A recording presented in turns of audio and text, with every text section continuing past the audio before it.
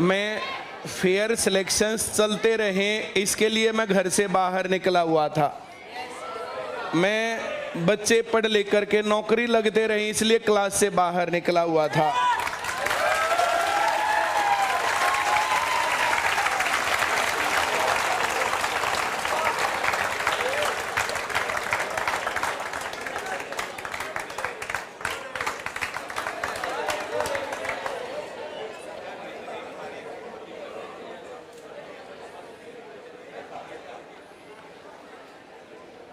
हम लोग विधानसभा चुनाव के सामने खड़े हैं। 5 तारीख को वोटिंग होनी है। Very good. अगर तुम लोगों के लिए हंसी और मजाक की चीज है ना, तो तुम्हारा हंसी और मजाक बहुत ज्यादा उड़ने वाला है। हम लोग देश समाज को गालियां देते हैं कि लोग दारू पी करके वोटिंग करते हैं, लोग पैसे लेकर के वोटिंग करते हैं, लोग जातियां देख करके, धर्म देख करके, पार्टी देख करके वोटिंग करते हैं, अपने निहित स्वार्थों को देख करके वोटिंग करते हैं। तो जो ये मामला होता है ना, तो उस टाइम पर आज भारत का वो युवा जो जस्ट 18 साल से एक आध महीना कम, 2-4 महीने कम, 1 साल कम या थोड़ा सा ज्यादा, आज वो युवा बैठ करके डिस्कस करेगा कि आने वाले 5 साल कैसे होंगे और आने वाले 5 साल नहीं, आगे का फ्यूचर कैसा होगा। हाँ या ना? अगर फ्यूचर के ऊपर हम लोगों को हंसी आती है, बातचीत आती है, मान लिया कोई शब्द अटक गया, कोई शब्द गलत बोला गया, कुछ भी हो गया, उन सब चीजों के चलते अगर हम इस भविष्य जैसे शब्द के साथ खिलवाड़ करते, मजाक करते हैं, तो फिर भविष्य हमारे साथ मजाक करेगा ही करेगा। हाँ या ना? तो मैं ये सोचता हूं कि हम लोग 10 मिनट, 15 मिनट, 20 मिनट, आधा घंटा, जो कुछ भी हो, और जो तुम्हारे मन में सवाल हो, उन सवालों के साथ हम लोग बातचीत करें, उन सवालों को हम डिस्कस करें कि हम लोग आज कोई भी स्टेप क्यों ले रहे हैं। ये लोकतंत्र है, इसमें पूर्ण रूप से आज़ादी है। आप लोग अपना भविष्य बना भी सकते हैं और अपना भविष्य बिगाड़ भी सकते हैं, किसी को इस बात पर कोई आपत्ति नहीं है। कुछ बच्चे यहीं ICS कोचिंग सेंटर में आते हैं, वो बातों को ध्यान से सुनते हैं, पढ़ते हैं, प्रैक्टिस करते हैं, रेगुलरिटी निभाते हैं, टेस्ट देते हैं और फिर सरकारी नौकरी लगते हैं। वहीं यहाँ पर कुछ बच्चे ऐसे भी आते हैं जिनका रेगुलरिटी से कोई मतलब नहीं, बातें सुनने से कोई मतलब नहीं, उन लोगों को टेस्ट देने से, रेगुलरिटी से, अपने फ्यूचर को बनाने से कोई मतलब नहीं है। वे टोटली टाइम पास करते हैं। टाइम पास नहीं कह सकते, टाइम खराब करते हैं। ये तुम लोगों के 4 या 5 साल बहुत निर्णायक साल हैं। इन 4-5 साल में तुम लोगों ने मेहनत कर दी अगर, तो तुम लोगों ने शिव की बातें सुनी होंगी कि मैंने बहुत मेहनत की, रुपए कितने कमाए, 10,000 रुपये महीना। अब 6 महीने हो गए, एक भी दिन उतना तो काम किया ही नहीं जितना मैं तब करता था। हाँ या ना? जैसे हम पुराने स्टूडेंट्स को क्यों बुलाते हैं, और मैंने एक बार बोला था कि जब तक ICS का नाम रहेगा, शिव का नाम रहेगा। कहा था? मैं ये कहता हूं कि जब तक ICS का नाम रहेगा, तो जो शुरुआती स्टूडेंट्स थे, जिन लोगों ने ये शुरू करवाया, जिन लोगों ने मेहनत की, अब उसके अंदर ऋषि है पिनाने का, दिल्ली पुलिस में लगा हुआ है, परवीन है महलाने का, वो भी दिल्ली पुलिस में लगा हुआ है, एक अमित है जोली लाट का, वो भी दिल्ली पुलिस में लगा हुआ है, एक हकीकत भटगांव का, वो भी दिल्ली पुलिस में लगा हुआ है। उन लोगों ने बहुत मेहनत की। उतनी मेहनत हमने अपना सेंटर चलाने के लिए नहीं की जितनी मेहनत उन्होंने हमारा सेंटर चलाने के लिए की। 1 मिनट कॉल लेना पड़ेगा भैया। सर क्लास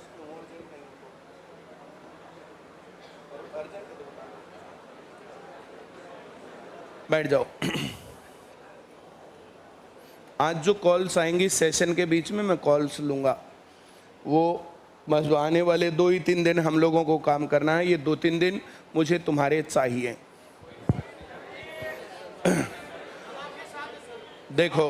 देखो अभी बात करेंगे, पूरी बात करेंगे। हम कोई भी स्टेप क्यों लेते हैं, हम लोगों ने यहाँ पर बच्चों के साथ बातचीत की कि क्या फेयर सिलेक्शंस होने चाहिए। तुमसे नहीं की, 10-15 साल पहले की, और हमने आवाज़ उठाई। उस आवाज़ को हमने मनवा भी लिया, जैसे भी हम लोगों के साथ जो कुछ भी हुआ, लेकिन हम लोगों ने उन बातों को मनवा लिया।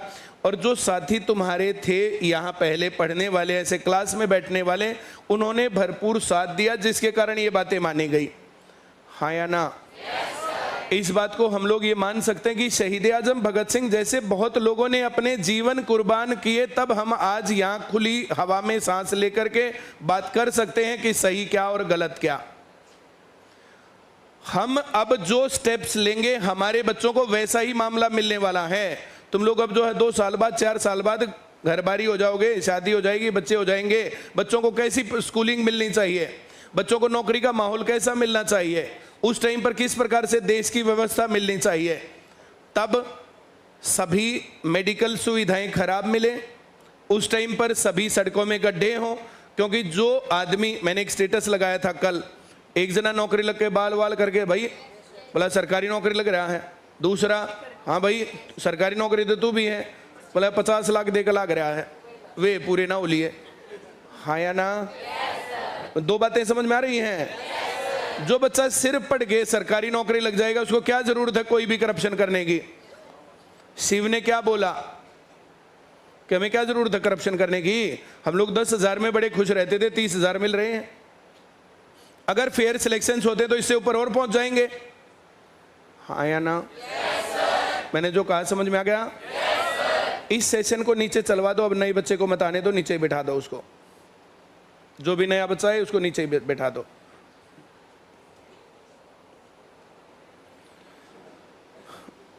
बहुत बढ़िया। हम लोग फेयर सिलेक्शंस पर सरकार को मनवाने में कामयाब थे। मैं पॉलिटिकली इस प्रकार से आगे बढ़ा भी नहीं। कल हम लोग बरवाला में थे, बरवाला में एक पत्रकार ने मेरा इंटरव्यू लिया। इंटरव्यू लेकर के उसने पूछा कि जितने एजुकेशनल इंस्टीट्यूट्स होते हैं वे सभी पॉलिटिकल एक्टिविटीज से दूर रहते हैं, ऐसी क्या नौबत आन पड़ी कि आईसीएस कोचिंग सेंटर को चुनाव के मैदान में कूदना पड़ा। तो आईसीएस कोचिंग सेंटर में जो मेरे सामने मेरे बच्चे बैठे हैं, इन सभी का फ्यूचर इस बात के ऊपर डिपेंड है कि जो सरकारी नौकरी मिलेंगी वे नौकरी जान पहचान पर मिलेंगी, खर्ची पर्ची पर मिलेंगी, भेदभाव आधारित होंगी, जातीय संरचनाओं को ध्यान में रख के दी जाएंगी, या जो पढ़ेगा वो लगेगा, इस आधार पर नौकरियां मिलेंगी। बिना खर्ची और बिना पर्ची पर नौकरियां मिलेंगी। जो मैं कह रहा हूं समझ में आ रहा है या नहीं आ रहा है? आ रहा है। देखो, कोई आदमी, बहुत सारे लोग ये बोल रहे हैं कि परिमल सर बदल गए, ऐसे बहुत लोग बोल रहे हैं परिमल सर बदल गए। पहले नंबर पर फेयर सिलेक्शंस होने चाहिए, मैं पहले यही बोलता था, और अब क्या बोल रहा हूं? अनफेयर होने चाहिए। पहले क्या बोलता था? फ्री ट्रांसपोर्टेशन होना चाहिए। अब क्या बोलता हूं? क्या बदला भाई? तीसरे नंबर पर मैंने तब भी कहा था टैक्स फ्री एजुकेशन। आ रहा समझ में? अब क्या कहने लग गया मैं इसकी जगह? और हम लोग बात करें, ये 4 अलग अलग मांग हैं, ये नहीं कि इसके बाद ये, इसके बाद ये, इसके बाद ये। जो जब मिल जाए, रेगुलर रिक्रूटमेंट,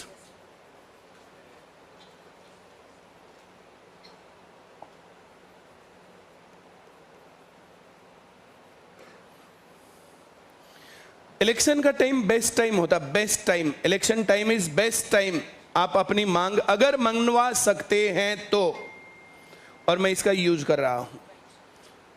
इसके अंदर जो वीडियोज बन रही हैं वो विरोधियों में भी और पक्ष में भी, दोनों तरफ बहुत अच्छे तरीके से चल रही हैं। और बहुत स्ट्रॉन्ग स्टेप के साथ मैं बहुत बोल्ड तरीके से सामने आकर के बोल रहा हूं कि हमें फेयर सिलेक्शंस चाहिए। चाहिए या नहीं चाहिए? इसमें क्या चोरी है? फेयर सिलेक्शंस चाहिए। जो पार्टी ये बात बोलेगी कि हम 50 वोट पर जो है नौकरियां देंगे, जो पार्टी ये बोलेगी कि हम लोग एक परिवार में से एक नौकरी देंगे, जो पार्टियां इस प्रकार की बात बोलेंगी कि पहले अपना घर भरेंगे फिर देखेंगे पड़ोसियों का, रिश्तेदारों का, उसके बाद कुछ होगा तो देख लेंगे, जो ये इस प्रकार की बातें कहने वाले लोग हैं उनका हम विरोध नहीं करें। जो आदमी तुमसे पूछता है कि कांग्रेस को वोट देना चाहिए, बदलाव बहुत ज्यादा जरूरी है, उनसे पूछो किस लिए? उनका घर भरवाने के लिए, या तुम्हें अपने 50 वोट गिनती के पूरे करने, तुम्हें नौकरी लगना इसलिए? क्या इतनी बात तुम लोग पूछ सकते हो? yes, 4 बच्चे ये बात पूछ दे, मामला साफ है। और हमारे बच्चे पूछेंगे या नहीं पूछेंगे? सीईटी क्वालिफाइंग नहीं किया ना तो सीएम साहब की कोई भी वो क्या था, अरे नाम थे ना, जन संवाद कार्यक्रम। कौन सा जन संवाद कार्यक्रम सही हो गया? मुख्यमंत्री श्री मनोहर लाल खट्टर जी का। मैंने थोड़ी कहा था, मैंने तो ये थोड़ी कहा था कि तू जा करके पूछ लेना, तू जाके पूछ लेना। जिसको जो आदमी जहां फंसता था वहीं पूछ लेता था। सीईटी क्वालिफाइंग कब होगा? हाँ या ना? ये जन ताकत होती है, जनता की ताकत होती है। और मैं ये कह रहा हूं, अब की बार चुनाव का केंद्रीय मुद्दा सरकारी नौकरियां कैसे मिलेंगी, पढ़ के या सिफारिश पर, तो ये क्या ये मुद्दा है? yes, इससे बड़ी अचीवमेंट क्या मानते हो तुम? जिन लोगों ने इन मांगों को माना वे आज यहां हैं या नहीं हैं? वे लोग आज आए हुए हैं या नहीं आए हुए हैं? उन लोगों के लिए जोरदार ताली बजाओ तुम लोग।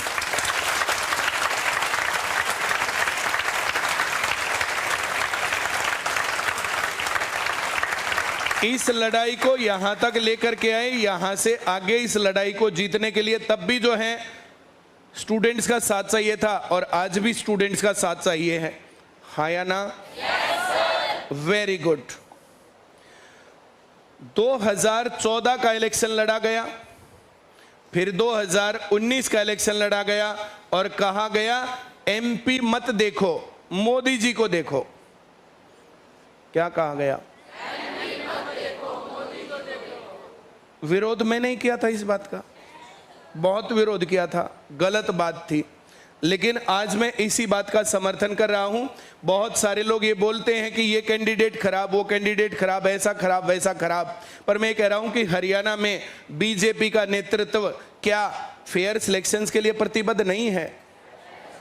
और क्या फेयर सिलेक्शंस नहीं हुए?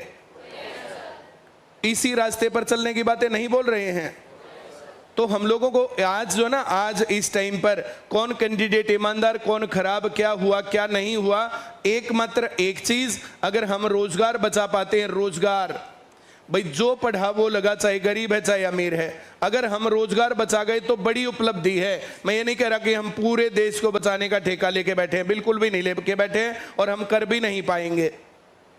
सारी चीजें परफेक्ट कैसे हो सकती हैं? क्या हम किसी पॉलिटिकल पार्टी का पार्ट है? क्या हम कहीं पर हैं कांग्रेस के साथ? तो कांग्रेस के साथ करनाल प्रोटेस्ट सब लोगों को याद है, और नहीं है तो मैंने डाला था। 5000 प्लस युवा वहां पर गए थे, दीपेंद्र हुड्डा जी वहां पर थे, दिव्यांशु बुद्धिराजा वहां पर थे। एक बहुत सक्सेसफुल कार्यक्रम था सीईटी क्वालिफाइंग के लिए। उसके बाद कांग्रेस की तरफ से कौन मेरे पास आया, किसने आकर के ये कहा कि आप लोगों की मांग जायज है और हम ऐसा ही करेंगे? उनके नेता लगातार जो इस प्रकार की बातें करते हैं, और जो लोग ये बोलते हैं कि ये जो कहने की बात है ऐसा होगा नहीं, ये कहने की बात है ऐसा होगा नहीं, तो क्या उन्होंने जिन जिन उनके कैंडिडेट्स ने बोला उनके खिलाफ कुछ बोला कि उन्होंने गलत बोला? क्या पब्लिक बयान दिया? उनके अंदर की इंटेंशन क्या है? एक आदमी थोड़ा ही बोल रहा है, दो थोड़ा ही बोल रहे हैं, कितने लोगों ने बोला? फरीदाबाद एनआईटी में जो प्रत्याशी है कांग्रेस का, उसने बोला ना कि भाई तुम्हारे काम की बात तो चली गई, नौकरी जो बच्चा 50 वोट दिलवाएगा उसको नौकरी मैं दिलवाऊंगा। अब कुलदीप शर्मा जी जो गन्नौर से प्रत्याशी हैं, तो गन्नौर से प्रत्याशी उन्होंने क्या बोला कि मैंने हल्के के 1700 लोग लगवा दिए, अब की बार 2000 लगवा दूंगा और तुम्हारे गांव का 20-25% कोटा और फालतू सही। ये तो सोशल मीडिया थी, सोशल मीडिया के ऊपर पकड़ा गया मामला। अब जो कुलदीप शर्मा जी के बेटे हैं उन्होंने क्या कहा कि तुम लोग अपना पर्चा ले आना जिस पर नाम और रोल नंबर लिखा हो, हुड्डा जी के पास मैं जाऊंगा तुम्हारी सिफारिश लेके और नौकरी मैं लेके आऊंगा, अपना नंबर देके जाऊंगा। अब जो ये बातें कहने वाले लोग हैं उनको क्या कहें, बहुत बढ़िया काम कर रहे हो। कुलदीप शर्मा जी मेरे अजीज हैं, बहुत बातचीत भी होती है। उनका मेरे पास फोन भी आया था कि भाई मेरी मदद करो इलेक्शन में। मदद करेंगे इलेक्शन में किस बात के लिए? कि आप अपने जानने वाले चहीते लोगों को नौकरी लगवा दोगे, हाँ या ना? मैं जो कह रहा हूं समझ में आ रहा है?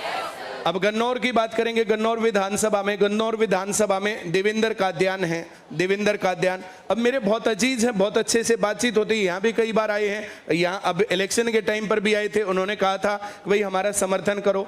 अब देवेंद्र कादियान अब तक तो कहीं राजनीति में गए नहीं हैं, लेकिन जैसा उन्होंने जो है अपने प्रदेश में अपने आसपास के लोगों के साथ खड़े रहे हैं, सहायता की है, बाकी काम किया है, तो बहुत गन्नौर का उनको सहयोग मिल भी रहा है।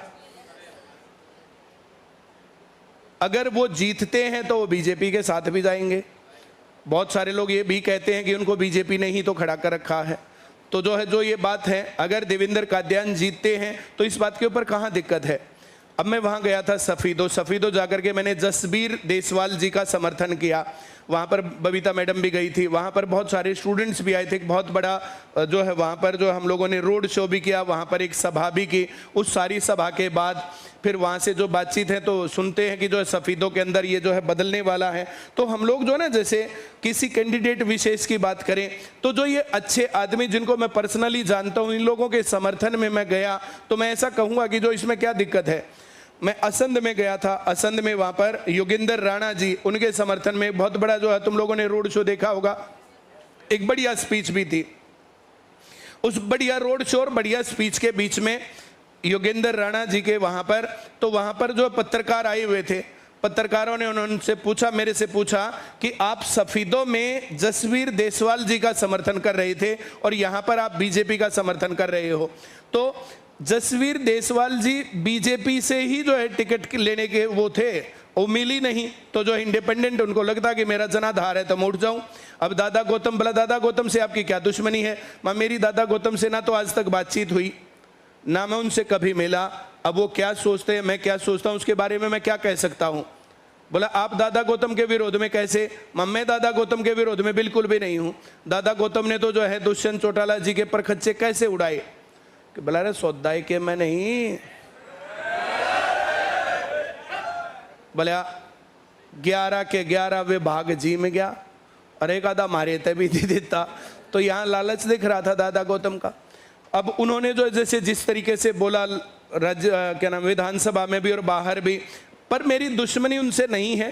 पर आशीष नैन मेरे साथ काम करने वाले आदमी, 4-5 साल से मेरी अच्छी जान पहचान है। जसबीर देसवाल जी से कई बार मैं मिला हूं और मिलने के बाद एक आदमी का पता नहीं चलता कि एक मेहनती, एक ईमानदार, एक कर्मठ आदमी है। वैसे आदमी को क्यों नहीं वहां तक पहुंचाना चाहिए?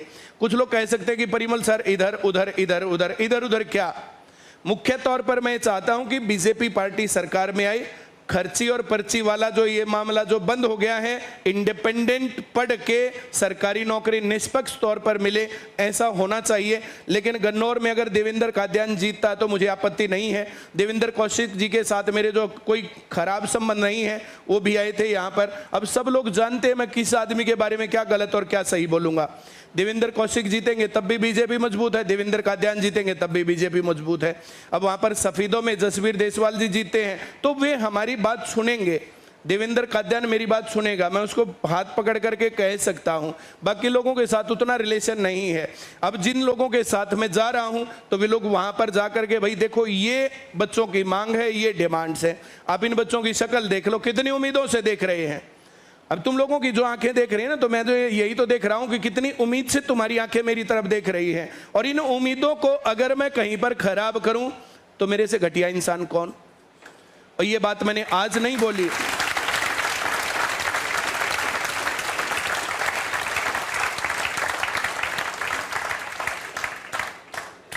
ये काम तो हम लोगों ने बहुत पुराने समय से जो है लगातार किया। हम लोगों ने कब से जो है इस प्रकार के प्रोटेस्ट किए, कब से हमने विरोध किए, तब लोग भी बोलते थे।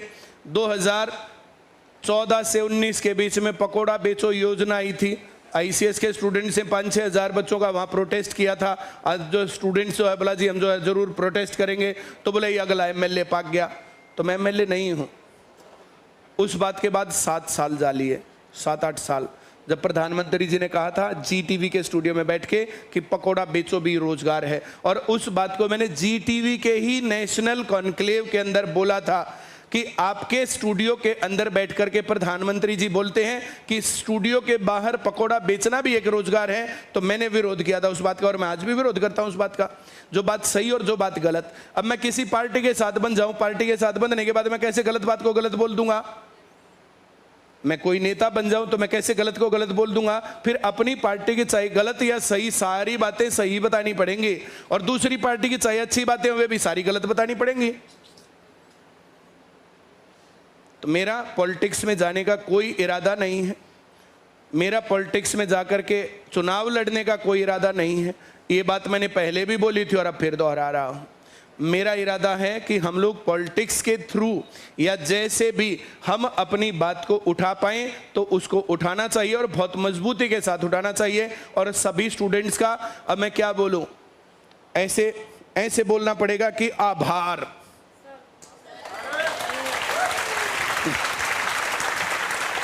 अब जहां जाता हूं हजारों की संख्या में स्टूडेंट्स आते हैं, तो जो ये मुहिम है, इस मुहिम को मजबूती मिल रही है, और ये मजबूती बहुत मजबूती के साथ उठाई जा रही है।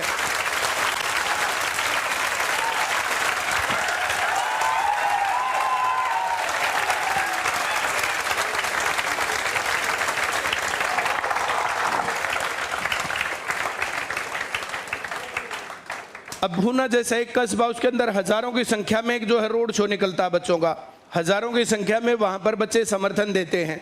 अब बरवाला जैसा एक छोटा सा कस्बा, वहां पर हजारों की संख्या में बच्चे हैं और वे समर्थन देते हैं। टोहाना हजारों की संख्या में, अब बहल गया मैं, लोहारू गया मैं, अब जो है हर जगह जाकर के सफीदों में मैं गया, तो बच्चों का जो ये साथ है और ये प्यार है, ये साथ और प्यार परिमल कुमार को बहुत मजबूत बना रहा है।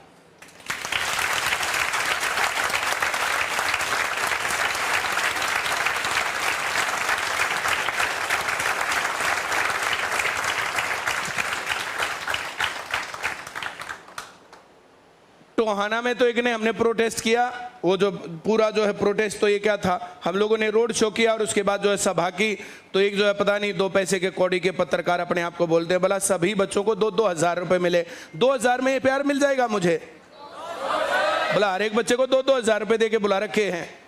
और बोला जो टोहाना सेंटर वाला है, तो टोहाना सेंटर वाले का 3 साल का किराया माफ है, और परिमल कुमार को 10 करोड़ रुपए मिल गए।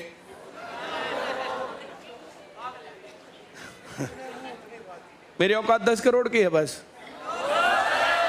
10 करोड़ में प्यार मिल जाएगा? लोग 100-100 करोड़ रुपए खर्च करने को तैयार हैं, कोई आदमी उनको प्यार से आई लव यू तो बोल दे।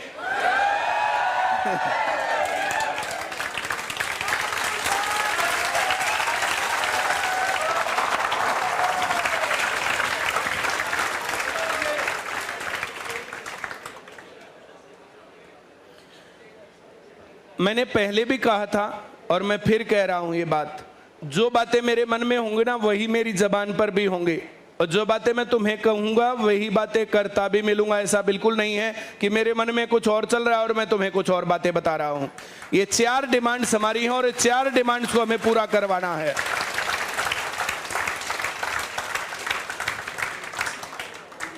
और ये संदेश देना कि हरियाणा का युवा मरा नहीं है, दबा नहीं है, बिकाऊ नहीं है। हरियाणा का युवा पढ़ेंगे और नौकरी लगेंगे।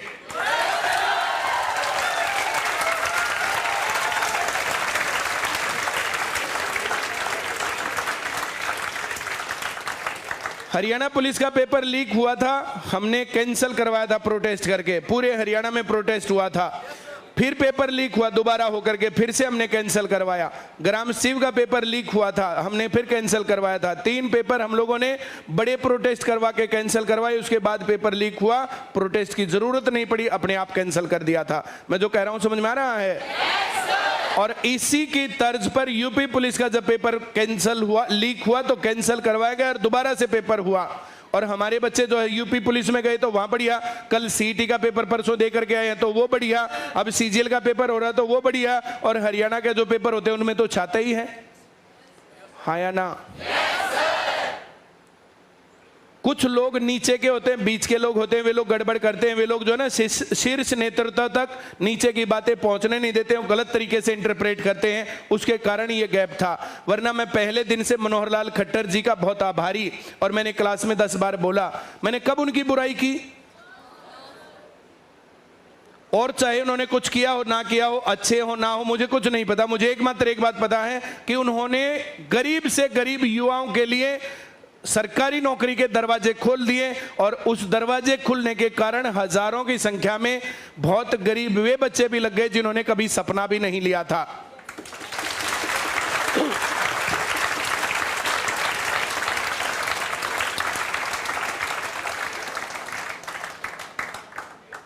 सैनी जी आए, बिना पर्ची बिना खर्ची की एक भी बात नहीं हुई थी। फिर लोकसभा चुनाव आया, लोकसभा चुनाव में उन्होंने मेरे को अप्रोच किया, बातचीत हुई, मैंने कहा कि मैं अपने बच्चों के साथ फुल समर्थन दूंगा अगर बिना पर्ची और बिना खर्चे की स्कीम जारी रहेगी। मेरे ऐसा कहने पर सीएम साहब ने भी बोला, प्रधानमंत्री जी ने भी बोला, अमित शाह जी ने भी बोला, बिना पर्ची बिना खर्ची सरकारी नौकरी हरियाणा के अलावा पूरे लोकसभा चुनाव में कहीं भी मुद्दा हो तो मुझे बता दो। यहां हरियाणा में मुद्दा था और वो आईसीएस के चित्तों के कारण।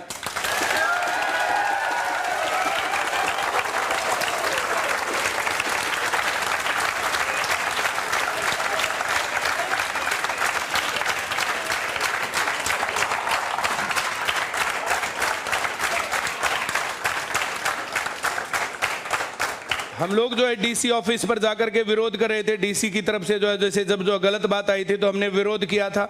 डीएसपी साहब वाला कांड हुआ तो जो उसके ऊपर भी हम लोगों ने विरोध किया था। लेकिन मैं आप लोगों के सामने जो शिव ने जिक्र किया था, मैं सारी बात फिर बता रहा हूं तुम्हें। एक दिन लड़ने का और एक दिन मरने का।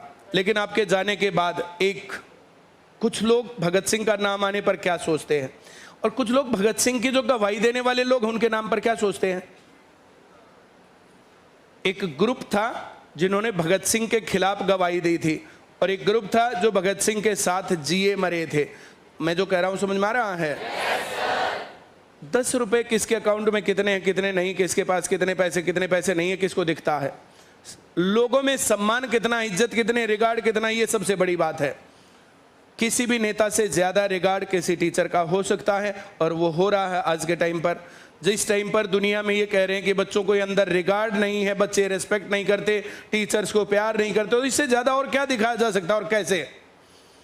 कहीं पर बुलाओ वहीं पर पहुंचते, कहीं पर बात उठाओ तो वहीं पर बात मानते हैं, उस बात को पूरा करते हैं। क्या तुम मेरी इन बातों से एग्रीड हो?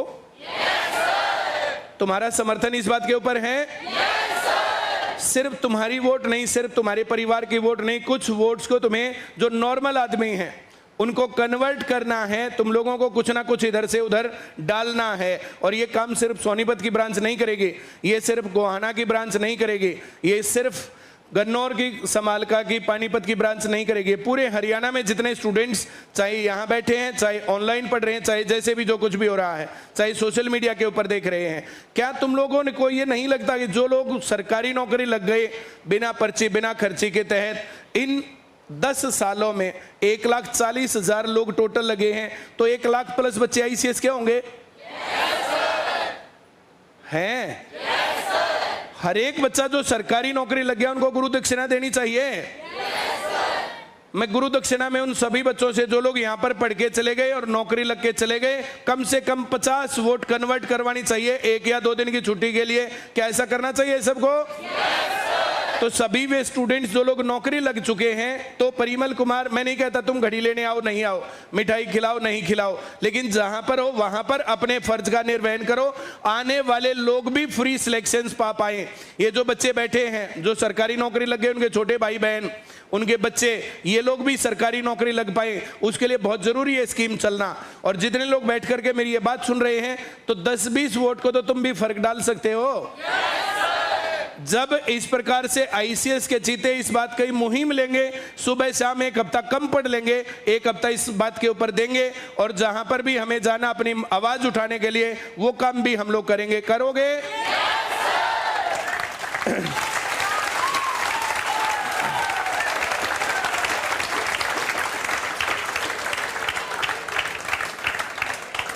कल लाडवा में सीएम साहब का रोड शो है। सीएम साहब के रोड शो में मैं ये चाहता हूं कि जितने आदमी उनके हों उनके दुगने आईसीएस के चीते होने चाहिए।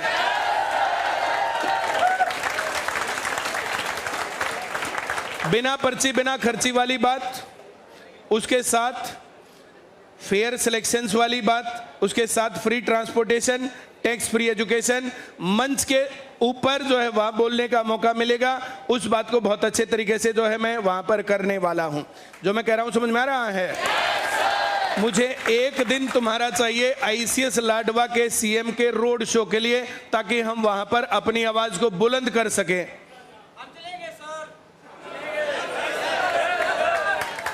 सभी लोग आओगे? कोई व्हीकल का अरेंजमेंट होता है ठीक है, नहीं व्हीकल का अरेंजमेंट होता है ना तो 9 सवा 9 बजे ट्रेन जाती है यहाँ पर स्टेशन से, और कुरुक्षेत्र वहां पर वो पहुंचते 11 और कुरुक्षेत्र वहां पर वो पहुंचते 11 सवा 11 बजे के आसपास। वहां का हम अरेंजमेंट कर देंगे, वहां से रोड शो तक का, और वहां पर खाने पीने का इंतजाम हो जाएगा। तो वहां पर जैसे समालका के, पानीपत के, गन्नौर के, गोहाना